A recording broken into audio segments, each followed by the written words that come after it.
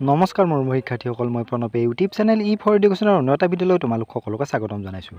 মোৰ শিক্ষাৰ্থীসকল, আজি মই তোমালোকৰ মাজলৈ লৈ আহিছোঁ হায়াৰ ছেকেণ্ডাৰী ছেকেণ্ড ইয়াৰৰ এডুকেশ্যন নামৰ বিষয়টোৰ ইউনিট নাম্বাৰ 3 শিক্ষাৰ সাম্প্ৰতিক ধাৰাসমূহ।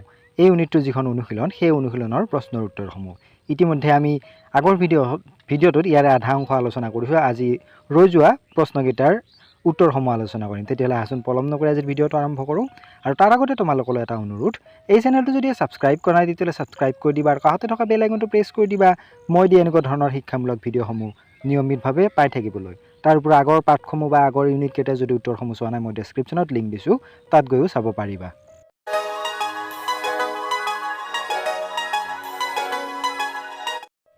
প্ৰশ্ন নম্বৰ 19, সবলীকৰণ বুলিলে কি বুজা? উত্তৰটো হ'ব, আমাৰ প্ৰত্যেকৰে কিছুমান নিৰ্দিষ্ট লক্ষ্য থাকে। এই লক্ষ্যত উপনীত হ'বৰ বাবে প্ৰত্যেক ব্যক্তিয়ে কিছুমান কাম কৰিবলগীয়া হয়। এই কামবোৰ কৰিবৰ বাবে সামৰ্থ্য বা কিছু স্বাধীনতাৰ প্ৰয়োজন হয়। স্বাধীনতা বা সামৰ্থ্য সৃষ্টি কৰা প্ৰক্ৰিয়াকে সবলীকৰণ বুলি কোৱা হয়। সবলীকৰণে এজন লোকক কোনো এটা কাৰ্য সম্পাদন কৰিবলৈ অধিকাৰ প্ৰদান কৰে। প্ৰশ্ন নম্বৰ 20, মহিলা সবলীকৰণৰ সংজ্ঞা দিয়া, মহিলা সবলীকৰণৰ প্ৰয়োজনীয়তা সম্পৰ্কে লিখা।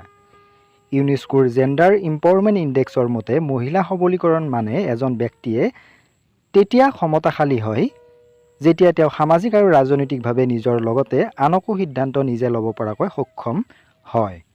1985 চনত নাইৰোবিত অনুষ্ঠিত হোৱা আন্তৰ্জাতিক মহিলা সন্মিলনীৰ মতে মহিলা সবলীকৰণ হ'ল সামাজিক শক্তি আৰু সম্পদ নিয়ন্ত্ৰণ ব্যৱস্থাৰ মহিলাৰ হিতাৰ্থে পুনৰ বিতৰণ কৰা প্ৰক্ৰিয়া। তলত মহিলা সবলীকৰণৰ প্ৰয়োজনীয়তা সম্পৰ্কে চমুকৈ আলোচনা কৰা হ'ল। প্ৰথম প্ৰয়োজনীয়তাটো হৈছে আমাৰ পুৰুষ প্ৰধান সমাজত প্ৰচলিত চিন্তাধাৰাবোৰৰ পৰা হাত সাৰি থাকিবলৈ আৰু সমাজত নিজৰ স্থিতি উন্নত কৰিবলৈ মহিলা সবলীকৰণৰ প্ৰয়োজন। দ্বিতীয়তে, মহিলা সবলীকৰণে এগৰাকী নাৰীক সিদ্ধান্ত গ্ৰহণ কৰাৰ ক্ষেত্ৰত সহায় কৰে। তৃতীয়তে, সমাজৰ যিকোনো পৰিস্থিতিৰ লগত সমাযোজন কৰাত মহিলা সবলীকৰণৰ প্ৰয়োজন। চতুৰ্থতে, মহিলা সবলীকৰণে নাৰীক পৰিয়াল তথা সমাজৰ প্ৰতি থকা অৰ্থনৈতিক অৱদান সম্পৰ্কে সচেতন কৰি তোলে। 5 নম্বৰ পইণ্টটো হ'ল, সমাজত প্ৰচলিত অন্ধবিশ্বাস, কুসংস্কাৰ আদি নাইকিয়া কৰিবলৈ মহিলা সবলীকৰণৰ প্ৰয়োজন। 6 নম্বৰ পইণ্টটো হৈছে, মহিলা সবলীকৰণে এগৰাকী নাৰীক স্বনিৰ্ভৰশীল হোৱাত সহায় কৰে।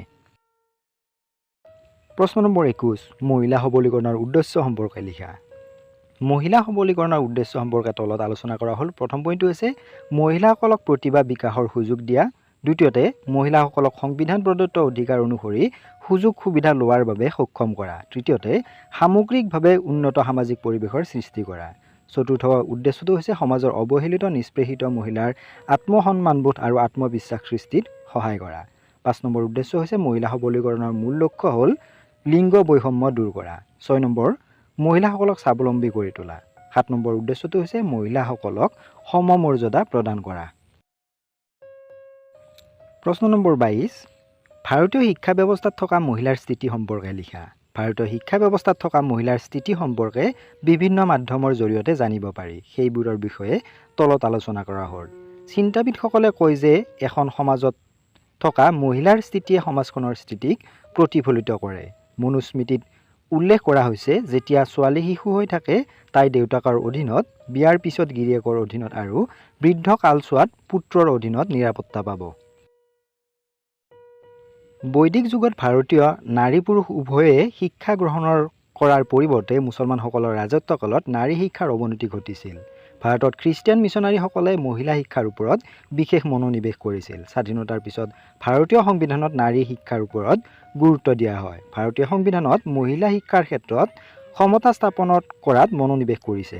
ভাৰতবৰ্ষত মহিলা শিক্ষাৰ স্থিতিৰ পৰিপ্ৰেক্ষিতত 1958-59 চনত ৰাষ্ট্ৰীয় স্ত্ৰী শিক্ষা কমিটি, 1974 চনত মহিলাৰ স্থিতি সম্পৰ্কীয় কমিটি, 1988 চনত নাৰীৰ বাবে প্ৰস্তুত কৰা আঁচনি আদিৰ জৰিয়তে মহিলা শিক্ষা ব্যৱস্থাৰ দিশত মহিলাৰ স্থিতিৰ ক্ষেত্ৰত নীতি আৰু কাৰ্যসূচী গ্ৰহণ কৰিছিল। 1986 চনৰ ৰাষ্ট্ৰীয় শিক্ষানীতি আৰু 1992 চনৰ পৰিৱৰ্ধিত শিক্ষা আঁচনিয়ে মহিলা সবলীকৰণক জাতীয় উন্নয়নৰ প্ৰধান কাৰ্যসূচী হিচাপে নিৰূপণ কৰিছিল। প্ৰশ্ন নম্বৰ 23, মহিলা সবলীকৰণৰ বাবে ল'ব পৰা শিক্ষা ব্যৱস্থা সম্পৰ্কে লিখা। মহিলা সবলীকৰণৰ বাবে শিক্ষা অতি প্ৰয়োজন। এই ক্ষেত্ৰত ল'ব পৰা ব্যৱস্থাসমূহ তলত উল্লেখ কৰা ধৰণৰ। প্ৰথম পইণ্টটো হৈছে প্ৰত্যেকগৰাকী ছোৱালীয়ে যাতে বিনামূলীয়া আৰু বাধ্যতামূলক শিক্ষা লাভ কৰিব পাৰে তাৰ ব্যৱস্থা কৰা। দ্বিতীয়তে মহিলাসকলৰ মাজত নিৰক্ষৰতাৰ হাৰ আঁতৰোৱাৰ বাবে চেষ্টা কৰিব লাগিব। তৃতীয়তে ছাত্ৰীসকলৰ আগ্ৰহ অভিৰুচি অনুযায়ী বৃত্তিমূলক আৰু কাৰিকৰী শিক্ষা দিয়াৰ ব্যৱস্থা কৰিব লাগে। চতুৰ্থতে লিংগ বিষয় অধ্যয়ন এটা বাধ্যতামূলক বিষয় হিচাপে প্ৰাক স্নাতক পৰ্যায়ৰ পৰা অন্তৰ্ভুক্ত কৰিব লাগে। 5 নম্বৰ পইণ্টটো হৈছে মহিলাৰ বাবে প্ৰস্তুত কৰা অধিকাৰ বা আইন সম্পৰ্কীয় সাধাৰণ জ্ঞান ছাত্ৰ ছাত্ৰীসকলক প্ৰদান কৰিব লাগে। 6 নম্বৰ পইণ্টটো বিশ্ববিদ্যালয়ত স্থান পোৱা ছাত্ৰীৰ বাবে স্নাতকোত্তৰ প্ৰতিভা বৃত্তি প্ৰদান কৰিব লাগে। 7 নম্বৰ পইণ্টটো হৈছে মহিলাৰ বাবে হোষ্টেল নিৰ্মাণ কৰিব লাগে। শেষৰ পইণ্টটো হৈছে বিশ্ববিদ্যালয়ত যৌন উৎপীড়ন ৰোধ কৰাৰ উদ্দেশ্যে বিশেষ কোষ গঠন কৰিব লাগে।